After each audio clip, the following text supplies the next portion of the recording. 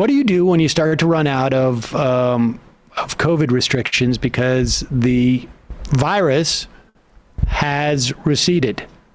Well, you obviously scroll through the things that are going to get your people pissed off. And here is one. Let's talk about an epidemic in drugs that took place 40 years ago as a way of just sort of stoking more racial fears. But if you're Tucker Carlson, you can't stoke those racial fears by yourself. You need to bring in your assistant. Candice, thanks so much for coming on. So, I mean, I guess they can tell you they love you, but if they're encouraging you to smoke more crack, maybe they're lying.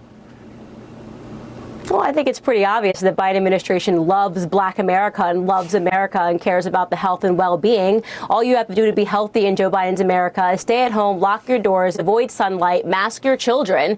When you step outside, let it only be to get 5 vaccines and maybe do a smash and grab crime. And then on your way back home, grab a government-sponsored crack pipe. I don't know why people think that Joe Biden doesn't care about the lives of the average Americans and Black Americans. It's so clear by the way he's running things that he actually cares.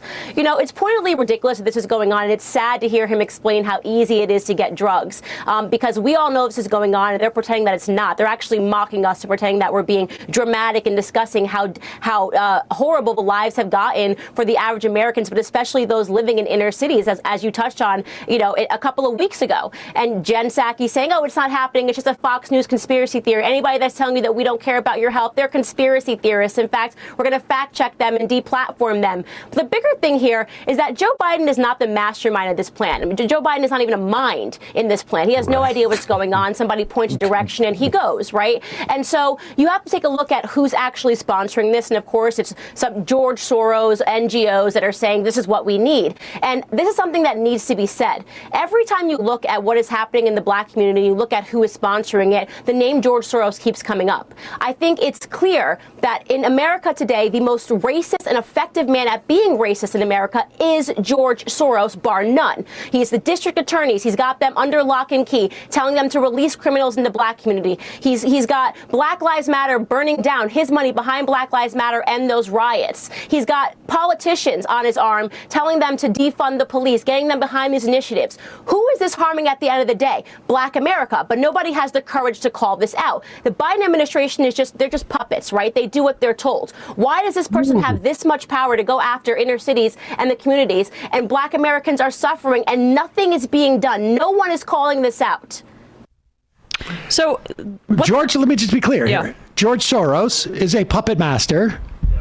Weaponizing the cities in such a way to get Black people essentially to be almost like a shock troops. But he's the puppet master. Yeah, this is Daily Stormer stuff. Yeah. So what they're talking about there, I don't know if it was kind of hard to decipher. Crack pipes came out of nowhere, but obviously you know what that's about. There's a new program, which is good, where the Biden administration is helping people with Well, let's be clear. But they're not. The Biden administration is just providing grants to people to cities, to towns, to organizations that apply for harm reduction when it comes with drug users. One of those is providing safe smoking kits and supplies so that you can limit the amount of infectious diseases that are spread in those instances. It's basically like a clean needle program. It's treating these things as a health issue, which they are, and not a criminal issue, which these freaks would like you to continue treating it as. But this is, of course, a plot by George Soros, who is pulling the strings, the puppet master, as it were. This is really, they're really getting into it. That's Candice's value. Yeah. Yeah. She has the ability to say these things on Tucker's show without, where it would become somewhat controversial, I guess. If somebody said and said, hey, why are you trafficking in blatant anti-Semitic tropes here? Are you going to move on to the protocols of Elders of Zion next? Right. And right now, the AP is just reporting that the Justice Department is, quote, evaluating the efficacy of safe injection sites. And then I didn't even see that part. Which about sucks, because like they work. Like Yeah. we should be doing this stuff. It's not a debate. It's 100%. I mean, there's been trial programs here in New York City, in other cities across the country, Philadelphia as well. The first safe injection site opened in November here in New York. There needs to be more throughout the country because overdose deaths happen without supervision. And there are many ways for, basically harm reduction and making sure people don't die. Yeah, that's a top priority for the left. You get people in for these safe kits, and then it gets easier to onboard them to like treatment and stuff like that to get them off of this stuff, as opposed to just treating them like criminals that you're going to hunt down with cops. Or out of sight, out of mind. People like Candice Owens and Tucker Carlson, they either want those people to die or they don't want to see them. And then they use racist tropes and anti-Semitic tropes to make people fearful of those kinds of people. It's the socialism of fools. But we should say that as Tucker Carlson bemoans the fact that there are applications to our government to to limit infectious disease by providing maybe safe injection sites or safe smoke kits or whatever it is, that maybe he's just an outlier. God knows how many, like literally, like maybe it's millions of dollars that are being spent on it, probably even less, but who knows? But this is a big story. How do I know? Because just coincidentally, Sean Hannity, whose show falls right after, is also on the story. Here he is with Geraldo Rivera and Dan Bongino talking about the exact same thing.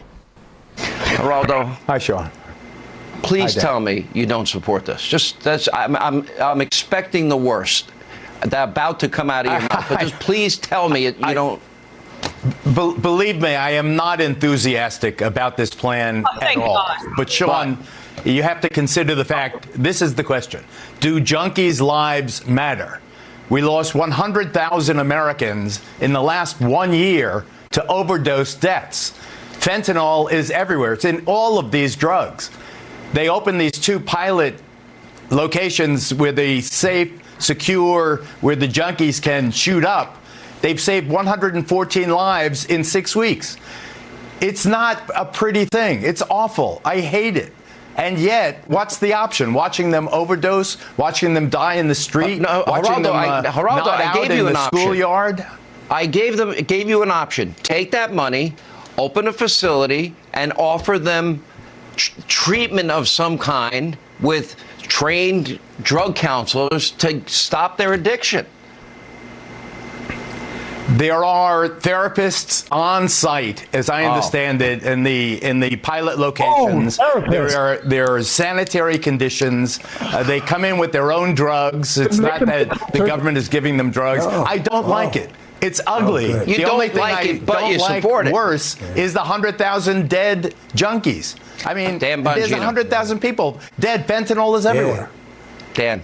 Don't worry, Sean. Geraldo says they come in with their own drugs, so no worries there, folks. As long as they're coming in with their own drugs, that's a-okay. Geraldo, I mean, this is really this is just juvenile. I mean, really, you constantly engage in this first order thinking stuff. You do this with immigration too, where you never ask the question, okay, and then what? So you say, well, it's not compassionate if we stop people who are suffering at the border. And then you never say to yourself, well, and then what? What if we tell people who come in the country illegally that if you come in, we're going to make the process of coming in the country more, we're going to facilitate that process. Wait, hold on. No, this is the Geraldo model of thinking. And in this, you're doing it again. You're saying, well, Sean, what do you want? Do you want 5 or 6 junkies to die? So we should make it easier for them to do drugs. Never again saying, okay, well, then what? What happens when we make it easier to do drugs? They don't die. I mean, I don't know that we're making it easier for them to do drugs as much as we are to make it safer for them to do drugs.